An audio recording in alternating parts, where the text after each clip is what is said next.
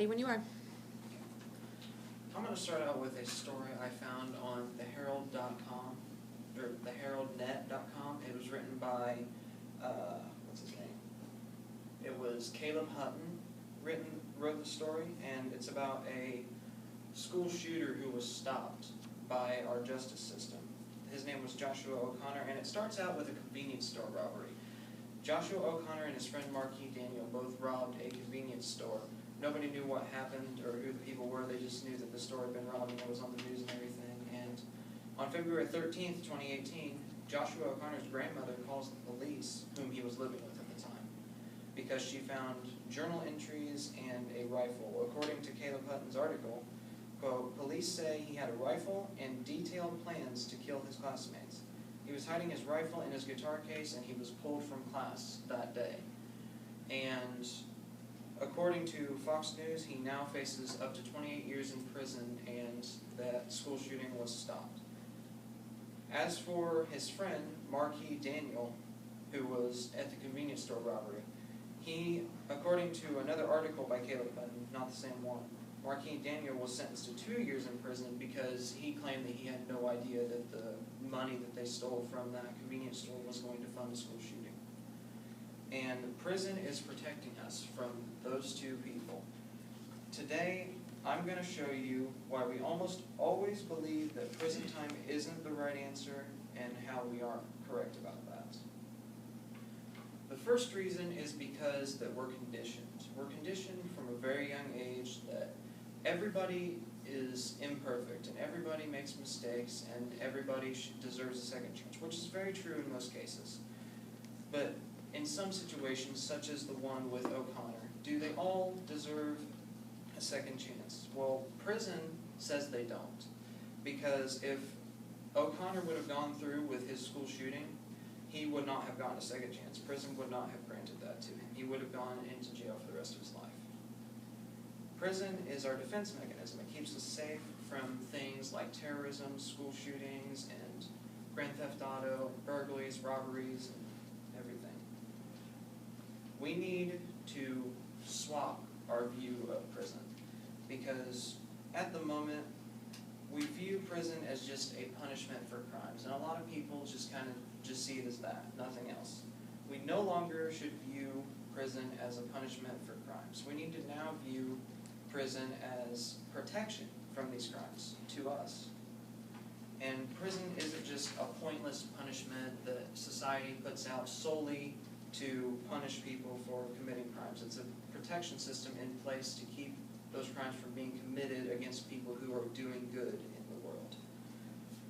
And just look at our world for a second. Like, there's some crazy things that are going on that older generations would have never seen coming. Like the things that you see on the news with terrorism and school shootings and all kinds of things like that, like assault or burglaries or robberies or anything. What if we didn't have to worry about those things anymore?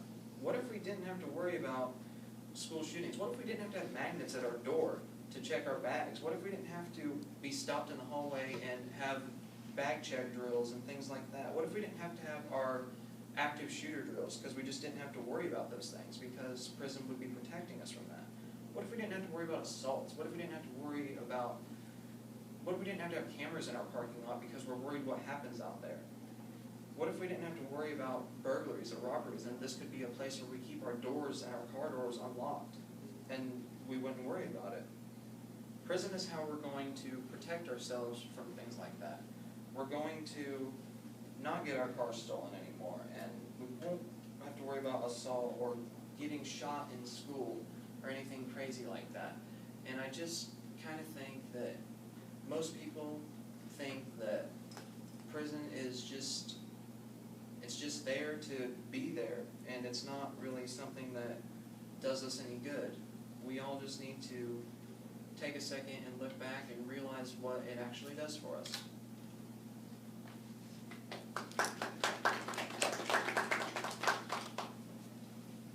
So what do you think that like the best way to change people's views on prisons would be? I think that the best way to change their view on it is to just do what I just did and ask them to take a step back and maybe think about it a little bit more, because most people who would view it like that have never, like most of them that I've talked to have never been to prison or anything like that, so they don't know what it does other than punish. So were there any like studies that showed that the effect that mindset can have on our justice system? What mindset? Like that prison is bad in general? Are you talking about like money? Yeah. Like, the person who was actually in that, O'Connor, he actually did have some mental health problems. Like, he was going to 2 schools at the time. He was going to a school that was for the not mentally disabled, just a special needs school, and then a normal school, and he actually did a coin flip to decide which one he was going to attack. And he did have a lot of mental issues like that. And there are some studies out there that show that that has a big effect on their mindset and the committing of the crime. But nevertheless, he still wouldn't have gotten a second chance in most cases. Oh, didn't see it, sorry. So, like you just said, that it's mental illness. What would you say to those that say that the prisons are already overfilling and that some of the prisoners should actually be taken to review? Do you think that we should just make more prisons, or that we should actually send them out to get some help for mental illness? Well, I personally, I think that there should be more prisons put in place, and that's actually what the government is doing. They just keep building prisons because they are starting to see that that is a bigger route to go, and that's just what they've always done, and so they're still to this day building more and more for prison overcrowding.